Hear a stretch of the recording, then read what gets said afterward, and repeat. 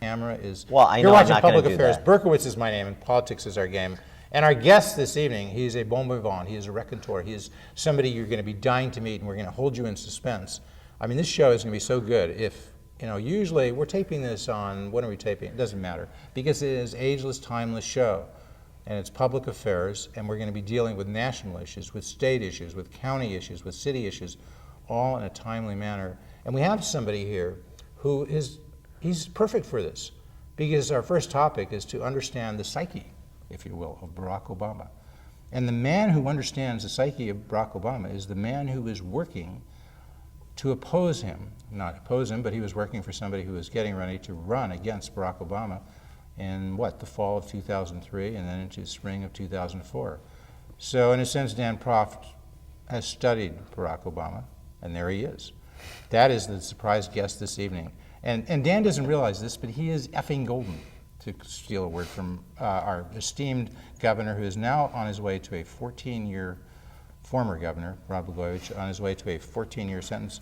So the short question, Dan, is why is it that people think you're effing golden? I don't know. You're the one who said that, so I guess you would have to tell me. You did work for Jack Ryan in the fall of 2003, did you? I did, yes. And he was gearing up to run against whoever was running in the Democratic primary for the U.S. Senate. He knew, and you knew, and everybody knew that that person was going to be Barack Obama. He would be the Democratic nominee.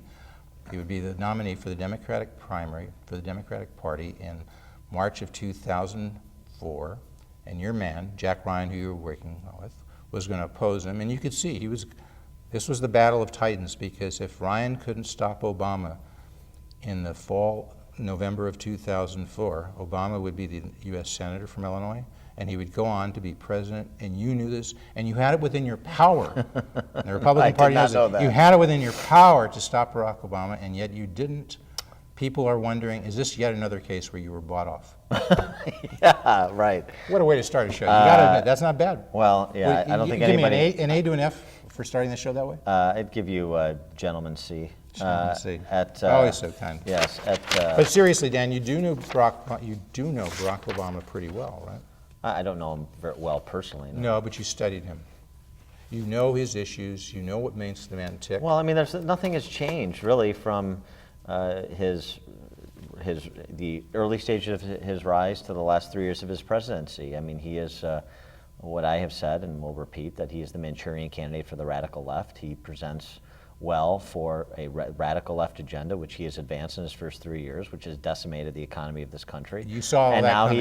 he is trying to retrench. And you saw that coming. Hey, excuse me. So I hardly ever interrupt Dan Proft, or regular viewers who know I don't do it.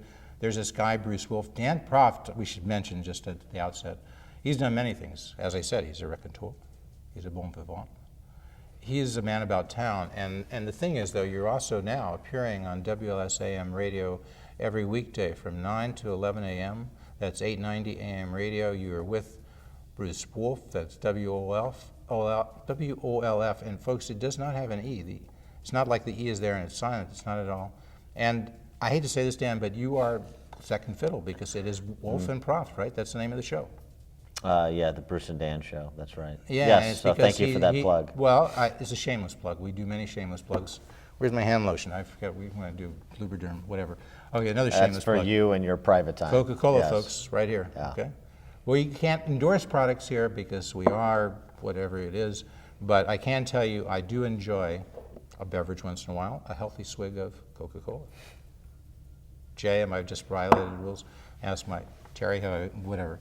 Okay, so back to this. You do every day, Monday through Friday. This feels a lot like dealing with Bruce, where I'm hoping to get to something substantive, and it takes a while to get there. So. Okay, so if they turn in tomorrow morning, the viewers, we're taping this, I should say, on December 11th, Sunday, December 11th. You may not see it.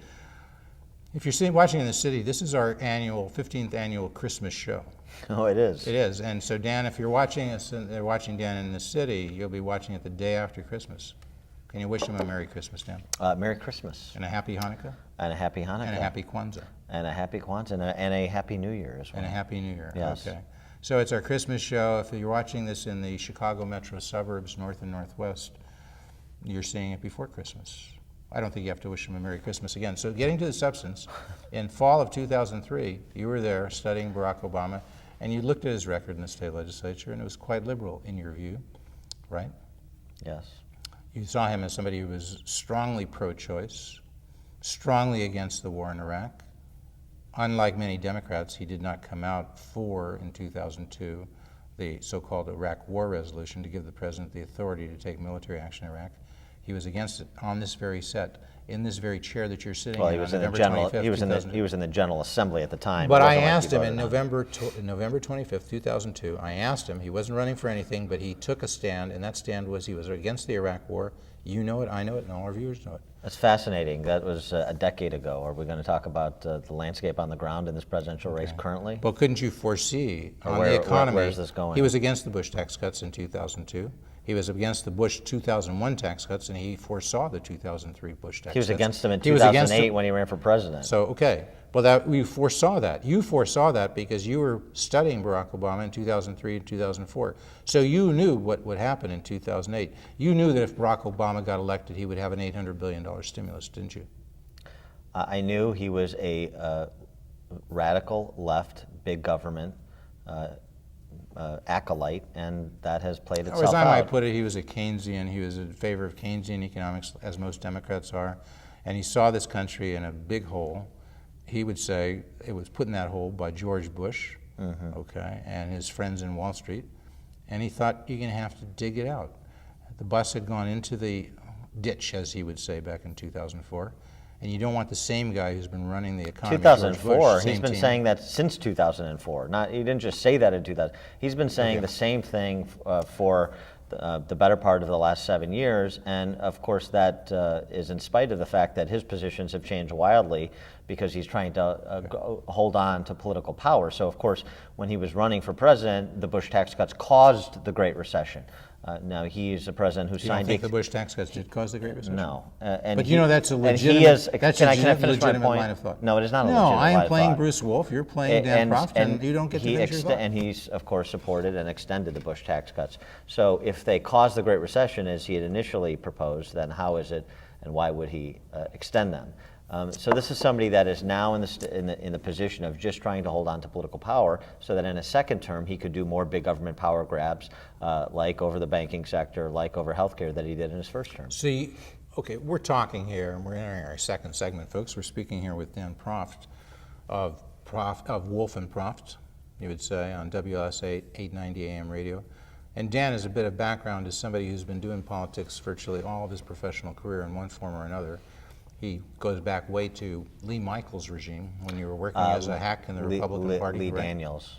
Oh, yeah. Who was Lee Michaels? I don't know who Lee knows? Michaels was. Lee but, Daniels was the minority leader of the House for many moons and he was for a brief time, he was Speaker, right? Correct. In 95, 96. Right. And you were working for Lee Daniels at that time, right? Yes. Well, not So in a sense you were- 96, not 96. 95. 96 to 97. Yeah, so for that second year of the speakership of Lee Daniels, you were there, right? And then you left and you became a consultant, about 8 years longer of political consulting. Many people from Pat O'Malley, who, Well- by the way, Pat O'Malley sends his regards. Did I mention that before the show? Great. Okay. I've been a political consultant, but I've worked in state and local government in addition to that. And for Larry Dominic and Cicero. That was one of the that was a contract I had, a consulting gig I had, and a contract I had. Yes, and there are many. And then you ran for governor, moving right ahead, in 2010 in the Republican primary. Yes. You are sort of the Newt Gingrich of Illinois politics. Would that be fair to say? You mean just because of my body type, or No, he's a bit why heavier. would you say that? Well, because he's an intellectual. He's somebody who taught history, and his ideas and his actions, I think in large part, we'll talk about that in a second, stem from a philosophy. You're somebody who went to Northwestern. You gravitated toward a free market philosophy of Milton Friedman, perhaps because he was just sort of down the street in Hyde Park. I know you've craved going to the University not of at the time Chicago. I was at You Northwestern. always wanted but- to go to the University of Chicago and be a part of that Hyde Park mafia, free market mafia. Couldn't quite make it, and I understand. So you studied Milton. Right. We're featuring that book, Right. Capitalism and Freedom, which you read Great and like book. and admire. Yes. No, but seriously, you're a free market guy, and I'm being serious, folks. I was kidding around before. Dan Proft is somebody who's an intellectual, and I say that as a compliment. And I say that he has a philosophy, and it's very much modeled after the writings of perhaps Milton Friedman and von Hayek and a few others, right? You believe governments should, that government which governs best, that government which governs least governs best, something like that, right? That's You believe in federalism. You're in the right space. You believe in less spending, less taxes, less regulation. Right. You believe in a strong military defense. These are all ideas you've had, whether you're in state politics, national politics. My point is, let's switch over in this segment to the Republican primary, the Republican presidential primary. And Newt Gingrich is now one of 7 candidates. I would say probably one of 6. I think we can say John Huntsman is over. Depends what he does in New Hampshire, but No, but he wasn't at the debate in Iowa because he's written off Iowa, and now Right. people are starting to write off him. He has 8% in New Hampshire, and he's trying to explain, even as we speak, on Sunday, December 10th, he's trying to explain to people on, I think this week with somebody, what's her name, Christine? Amanpour. He's such an avant-garde. Dan, we're a team, right? Yeah. All right, so he's trying to is explain to Christine why in fact he's going to be a contender. He can win New Hampshire, but you don't believe he can, do you? I think it's highly unlikely. And if he doesn't win New Hampshire, if he doesn't come in second or third, and right now, first in New Hampshire is Mitt Romney, right? Yes, but that gap is But closing Gingrich quickly. is number 2, quickly. close, and then Ron Paul is number 3. Right. And number 4 is John Huntsman at something like 8%. So he's way behind. He can't win. I don't even think he can get to third place. Do you? I don't know. I mean, this is a race that's very volatile. It's changed quickly. Dan, we a don't number really of pay. times. We don't pay you to come on this show, as WS doesn't pay you to say I don't know. That's not an acceptable Well, answer. the point is to say that this has been a volatile race where people have examined a variety of candidates, and several of them have then fallen by the wayside, even fallen out of the race altogether, like Herman Cain. So I think Huntsman made a catastrophic strategic error when he entered the campaign and seemed to be purposefully attacking the conservative base of the party. He wanted to be the darling of the liberal media. Well, He wanted the New York Times to love him. He was following the John McCain model. Didn't he have people, consultants, who were sort of the John McCain types, who had helped John McCain and now were helping John Huntsman? Isn't that right? I think he has Weaver, who was Yeah. McCain's guy. But so isn't that sort of, again, history repeats itself? But my point is, it was a catastrophic error because he's actually a conservative guy and had a pretty good record. But you'd never know it from me. He listened to him Well, talk. this is my point. But he had a good conservative record as governor of Utah, and he made a strategic messaging error out of the gate that he has never recovered from. I don't know if Newt Gingrich stumbles. Maybe New Hampshire is an unpredictable place. Is he sanctimonious? Is that the problem with John Huntsman? I think Dorothy Rabinowitz on the Journal editorial report said that the other day. He's so sanctimonious. Does he strike you that way, as sanctimonious? And isn't that the most important thing? No, if you strike somebody as sanctimonious, it's like they don't want to have a Coke with you. They don't want to have a cup of coffee with you. You're a dead man. People need to like you. You know this, Dan. You practice consultant politics for all those years. It's better to be liked than not liked. It's better for people to want you to succeed than the alternative. So I agree, but is he sanctimonious? Yeah, I don't find him what does terribly. That mean? Is that the word of the day, Dan? I don't find him terribly sanctimonious. I don't think that's his fundamental issue. But I mean, Newt Gingrich has, all of these candidates have, different flaws and different strengths and weaknesses, just like we all do as human beings. But it's a question of who is navigating their strengths and turning their weaknesses into strengths. And I would say Newt Gingrich has done the best job of that to this point. And with the Iowa caucus and the New Hampshire primary so close in proximity to Newt's rise in the polls, I think it gives Mitt Romney limited time to take him down a peg. Ron Paul is probably actually hitting Newt harder in those early states than Mitt Romney is right now. And in the debate last night, as you mentioned, we're taping on the 11th, the debate in Iowa last night on Saturday the 10th, Mitt Romney had opportunities to go after Gingrich, and he really didn't. And to the extent they had some exchanges, Newt got the better of him, I thought. Is it just that, is your out-and-out prediction that the nominee for the Republican Party to oppose Barack Obama in 2012 will, in fact, be Newt Gingrich? I think it's tracking that way right now. No, it's tracking. If you had to make a prediction of the 7 current candidates, would he be the guy you'd predict? Yeah, I think there's still some questions, so I'm not ready to make a prediction. Give me the person you would predict. Would you? I'm not ready to make a prediction. You have to. I asked you to be on the show, Dan. I don't have to do anything. You gave me a blood oath you would give predictions, and you didn't. You're backing out of it now? I think what kind of a guy are you, Dan? Yeah. I gave all this nice introduction. I said you're bon vivant, a raconteur. Right. I can't pronounce that word, let alone spell it, right? Yes. Okay, but you're all those things. Yes. You are, but very seriously, you know this stuff. Can we at least get your best shot? Who do you think will be the Republican nominee for president in 2012? I think if the election were tomorrow, it would be Newt. Okay. That's good enough for me. So, but we'll see. And number It two, may if be it's a not long two, haul. if it were tomorrow and you were wrong, and the number 2 guy who would be the surprise to you, who would that be? If it's not Newt, who would it be? As of today, well, December if it- 11th. well- if nothing changed, as of today. Well, December if Newt fell by the wayside, it would be Romney. But Okay. I still think there's an opportunity. I think it's a long shot. But there's still an opportunity for Perry to come back if he has a strong showing in Iowa Rick because he's Perry, got money. former governor of Texas or current Right. governor? Current governor in Current Texas. governor, okay. So hard to keep it straight. But I think the But race those is three- crystallizing. But those three, it's Newt, But the it's race is Mitt, or Perry. crystallizing right You now agree. between Newt and Nobody Mitt. else has a chance. Newt, Mitt, Perry, that's it, all right? We can write off those other 4 and say the book is closed. Let me just say something about that. Because when I ran for governor in a field of 7 candidates, there were a lot of people who wanted to say, okay, well, here are the top 2, and I wasn't one of those top 2. And this is where we should concentrate all our efforts, and that's all that matters is the top 2, or who can win. I have a lot of respect for Ron Paul people and Bachman people and Santorum people and Huntsman people, because there's been a lot of volatility, there's been a lot of up and down, and I want Republican primary voters. That's why we have primaries. I want people to do and to fight for the people they think should be the nominee, not necessarily who they think is going to be the nominee. And that's an important. But as an analyst- but just wait a second. That's an important distinction. That is an important distinction. We get a better party and we get better nominees when people fight for who they think would be best for the job, as opposed to just falling in line for who they think is going to get the But job. let's be a little realistic about this, okay, Dan? It's nice to have people who have ideas, as you did, and have an impact on the race.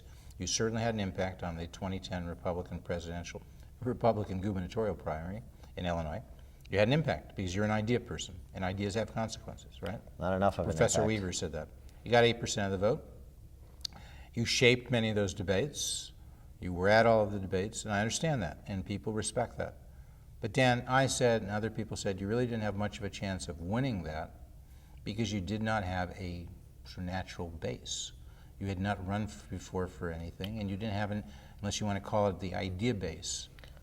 My point is not to denigrate you, Dan. No, My I point is to understand say, that, but what would- realistically, you didn't have much of a chance, and you did come What- in last, and you did get 8%. I came in And so- second to last, but You came just in as a second point to of last? order. But what came in would second? you Wait a what second, would who came in last? Schillerstrom? What would you say No, about he dropped out of the race. a week before? He What dropped would, out of the what race. would you say about Newt 4 months ago? Would you say he had a chance? I did. I said from You the very say you beginning. thought he was going. You thought when his campaign staff left, It was a low when likelihood. all the stories were about low his likelihood- credit line at Look it up, Tiffany's. folks. I mean, I'm on the record. A Yeah, low most- likelihood, Well, but you may have done that then. Most people said Wrote Newt him has off. no chance. it Right. was almost no chance because Right. he had made some dumb statements. He Right. had poorly organized. And then he didn't things have money. changed. Yeah, because you know what? I think, and this is, we've stumbled on the truth. The thing people are looking for here, and they were looking for it in 2004, in the race you were in, the Senate race, the Republican The primary. landscape is completely different. No, they were looking for somebody smart enough to take on Barack Obama. Despite the agreement you and I have as to how smart Barack is, he is smart. He is able to present well. He is articulate. And you know what? You wouldn't want a Rick Perry going up against him. You really wouldn't. You wouldn't want a Mitt Romney going up disagree. against him. I You want think- Newt. no. Newt is your best shot. Well, even that- with the that may be baggage, true, but even with it- the 3 marriages, I did- even with the cancer and the wife and that whole story, even with all of that stuff, even sitting there next to Nancy Pelosi doing God knows what, even with all of that luggage, as some people say in Iowa, even with all of that baggage, Newt is the best shot because we saw this last night. When somebody asks him a question, he thinks and he comes up with a pretty good answer. I mean, here was Diane Sawyer, who is ageless, we should say, and she's a delight just to look at. I mean, she's got to be 63, and she looks like 43. What's her secret? I don't know, Botox, whatever. Anyway, I digress. But Diane Sawyer's talking to him and reading some question to him, you know, about this question about the number, it's on immigration, and it's his views about immigration that he says, you know, people who are here 25 years, they're attached to this country, they haven't violated the law and so forth, they should be considered to stay here. We're not getting rid of them. And so she comes up with the number of people, she says 3.5 million have been here of these illegal, she said undocumented workers, because she's a little more politically correct than I would say illegal aliens. Of those 3.5 million, she says there are 3.5 million who fit that category. He said, I don't think there are that many. And she said, no, well, somebody did a study in 15 years. And he said, but didn't you hear? I said 25 years. My point is, he will correct the person. He will be at a national presidential debate. And if Obama says something wrong or the moderator said something wrong, this man knows his stuff. And you know what? Rick Perry couldn't do that ever. He couldn't do it ever. Mitt Romney can't do it ever, okay? And you know that, and I know that, and everybody knows that. And this is the year for Newt, because this is the year somebody wants that kind of intellectual confrontation. Okay, I mean, Am I right? that's your analysis. But do you disagree with it? I think Newt has superior policy knowledge in the field. Okay. I think Newt is an excellent debater. I think the way he has brutalized a lot of the moderators in these debates have been to his great political benefit. But there are some detractions. There are some flaws with Newt too, in terms of historically where he has been on particular issues. He is somebody who I still have a fear that he thinks he can make big government work, and there's a lot of reasons to believe in that. His support previously for the individual mandate, his support for Medicare Part D, his sign-on to cap and trade initially. So there are concerns there. But the point, let me finish since you gave your dissertation on Newt. You think this is your show? This is Wolf and Proft? It's not just about, it is about wanting somebody who's smart and who has a great policy knowledge, has great policy knowledge. Like Dan Proft. I keep coming back to that. Like Dan Proft. But I think why Newt is ascendant right now, in addition to his intelligence and policy knowledge and historical perspective, is because he is being bold. And I think really where we're at with the Republican Party and Republican primary voters, the reason Mitt Romney has never been able to kind of eclipse 25% is what Gingrich essentially accused him of being indirectly last night, which is that he's timid, that he is scripted, and that he is painting in pale pastels, not bold colors, to invoke a Reaganism. Okay. We're sitting here, obviously talking with Dan Proft. It's December 10th, and it's December 11th. The debate was on the 10th. And you're watching this. If you're watching the suburbs, you're watching it in the Chicago metro suburbs the week of 19th. We're wishing you a Merry Christmas. If you're watching in Chicago, we're saying Christmas is come and gone, but we're wishing you a Happy New Year. And Dan, is it a Happy New Year for the CME and for Sears here in Chicago, in Illinois? As we're taping, it looks like a deal is forthcoming to provide Sears and the Chicago Mercantile Exchange relief from the largest tax increase in Illinois history that was passed by Chicago Democrats back in January of this year. Relief for the Chicago Mercantile Exchange, or the CME Group as they call it now. Right. And for Sears, right. Two major employers here in Illinois. Right. And what would you say if you were governor in Illinois and they passed that legislation? Would you sign it? Well, here's what I would say. I don't blame the leadership of Sears or CME from seeking relief. And using their leverage as major employers and using their political influence to cut the best deal they can for their businesses, because they have to be bottom line sensitive. They have shareholders and employees to whom they owe a fiduciary duty. I asked you a question, would you sign it if you were governor of the state of Illinois and the legislation, you know what it is for CME, for Sears, would you sign it? I wouldn't have managed it. Dan, we can't talk for a month of Sundays, we only have one here. I wouldn't have managed it the way that it was managed. But here's what I would say, and here's what I think the Republican Party should say is, look, apparently, state's open for business for special deals for everyone.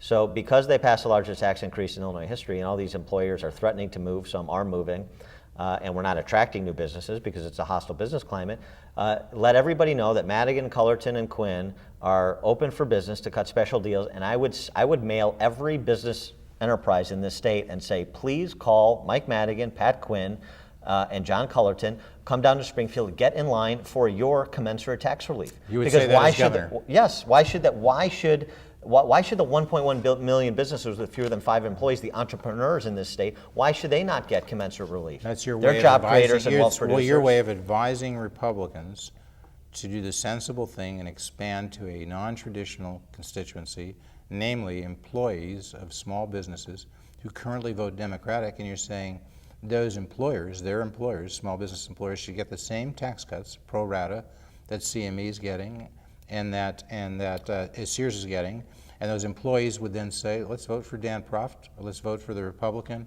if it's Kirk Dillard. And so, Dan, is the Republican Party taking your direction here? Have you spoken with Pat Brady, the state GOP chairman? Have you spoken with Tom Cross, the House Minority Leader? Have you spoken with Chris Radonio, the Senate Republican leader?